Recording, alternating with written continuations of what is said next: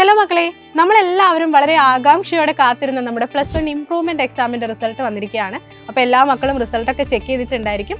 ചിലപ്പോൾ നിങ്ങൾ വിചാരിച്ച മാർക്കിലേക്ക് നിങ്ങൾക്ക് എത്താൻ പറ്റിയിട്ടുണ്ടാവും. പക്ഷെ ചില കുട്ടികൾക്ക് അവർ വിചാരിച്ചൊരു മാർക്ക് ഈ ഇംപ്രൂവ്മെന്റ് എക്സാമിലൂടെ സ്കോർ ചെയ്യാൻ പറ്റിയിട്ടുണ്ടാവില്ല. അപ്പോൾ മക്കൾ ആരും നിരാശരാകണ്ട, നിങ്ങൾക്ക് ഒരുപാട് ഓപ്ഷൻസ് ഉണ്ട്.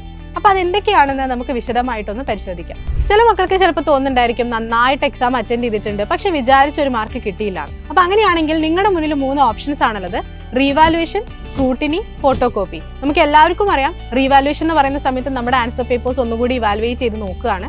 സ്ക്രൂട്ടിനി എന്ന് പറയുമ്പോൾ കാൽക്കുലേഷൻ മിസ്റ്റേക്സ് എന്തെങ്കിലും ഉണ്ടോ എന്ന് ചെക്ക് ചെയ്യാണ്. പിന്നെ ഫോട്ടോ കോപ്പി എന്ന് പറയുന്ന സമയത്ത് നമ്മുടെ ആൻസർ പേപ്പർ നമ്മുടെ കയ്യിൽ കിട്ടുകയാണ്. അപ്പോൾ നമുക്ക് തന്നെ നോക്കാം എത്ര മാർക്ക്, എവിടേക്കാണ് മാർക്ക് കുറഞ്ഞു പോയത്, എവിടെയാണ് ഇനി കിട്ടാനുള്ളതൊക്കെ നമുക്ക് തന്നെ ചെക്ക് ചെയ്യാൻ വേണ്ടി പറ്റും. ഇനി എങ്ങനെയാണ് ഇതിന് അപ്ലൈ ചെയ്യേണ്ടത്? റീവാലുവേഷനും സ്ക്രൂട്ടിനിക്കും ഫോട്ടോ കോപ്പിക്കും സെപ്പറേറ്റ് ആയിട്ട് ആപ്ലിക്കേഷൻ ഫോമുകൾ ഉണ്ട്. അത് നിങ്ങൾക്ക് തന്നെ ഡൗൺലോഡ് ചെയ്യാവുന്നതാണ്. അത് ഫില്ല് ചെയ്തതിന് ശേഷം നിങ്ങളുടെ സ്കൂളിലെ പ്രിൻസിപ്പാളിനാണ് കൈമാറേണ്ടത്. നമുക്ക് ഫീസ് വരുന്നുണ്ട്.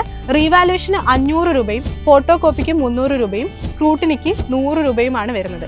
പിന്നെ പ്രത്യേകം ശ്രദ്ധിക്കേണ്ട ഒരു കാര്യം, ഈ വരുന്ന മെയ് 12-ന് മുൻപേ തന്നെ ഈ ഫോമുകളൊക്കെ ഫില്ല് ചെയ്തിട്ട് നിങ്ങൾ സ്കൂളിലെ പ്രിൻസിപ്പാളിന് കൊടുക്കേണ്ടതാണ്. അപ്പോൾ പ്രതീക്ഷിച്ച മാർക്ക് കിട്ടാത്ത മക്കൾ ആരും ടെൻഷൻ അടിക്കേണ്ട, നമ്മുടെ മുന്നിൽ ഈ വഴികളൊക്കെ ഉണ്ട്. പിന്നെ നിങ്ങളുടെ റിസൾട്ട് എന്താണെന്നുള്ളത് ഉറപ്പായിട്ടും താഴെ കമന്റ് ബോക്സിൽ എല്ലാ മക്കളും കമന്റ് ചെയ്യുക. അതുപോലെ തന്നെ നിങ്ങൾക്ക് ഈ പ്രൊസീജിയറിലോ മറ്റു കാര്യങ്ങളിലോ എന്തെങ്കിലും സംശയങ്ങൾ ഉണ്ടെങ്കിലും താഴെ കമന്റ് ചെയ്യുക. ഇനി നമ്മുടെ മുന്നിൽ വരാനിരിക്കുന്നത് നമ്മുടെ +2 പബ്ലിക് എക്സാമിന്റെ റിസൾട്ടാണ്. ഈ വരുന്ന മെയ് 18-നാണ് റിസൾട്ട് വരുന്നത്. അപ്പോൾ എല്ലാവരും വളരെ കോൺഫിഡന്റ് ആയിട്ട് തന്നെ ഇരിക്കുക. എല്ലാവർക്കും നല്ലൊരു റിസൾട്ട് ഉണ്ടാകട്ടെ. All the best.